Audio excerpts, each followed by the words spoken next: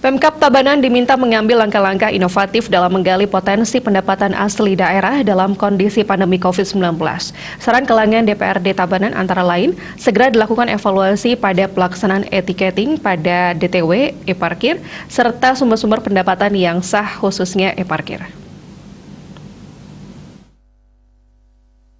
Kepala Dinas Perhubungan Dishub Tabanan I Gusti Putu Ngurah Dharma Utama mengatakan saat ini masih dilakukan kajian untuk lebih menyederhanakan sistem sehingga lebih memudahkan dalam hal memberikan pelayanan pada masyarakat.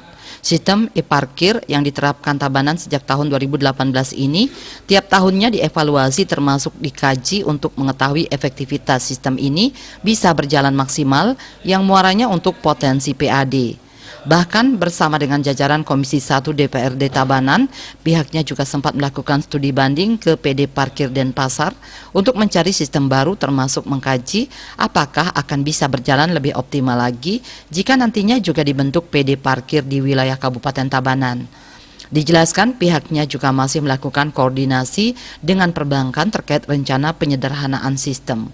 Upaya ini untuk memudahkan pelayanan serta mengurangi kebocoran retribusi. Terkait target retribusi parkir, mantan Camat Slemadeg Timur ini mengatakan, tahun 2021 ditarget sebesar 6,049 miliar rupiah. Sampai dengan akhir bulan Agustus sudah terrealisasi 48% atau sebesar 2,85 miliar rupiah. Berbicara tentang sumber pendapatan daerah dari parkir, tentunya ada dua jenis, yakni retribusi parkir yang memang dikelola oleh Dinas Perhubungan dan pajak parkir yang dikelola oleh Badan Keuangan Daerah Bakauda Tabanan. Selama ini pendapatan pajak parkir lebih tinggi dalam menyumbang sumber pendapatan daerah karena adanya parkir pelataran. Puspawati Bali Pos melaporkan.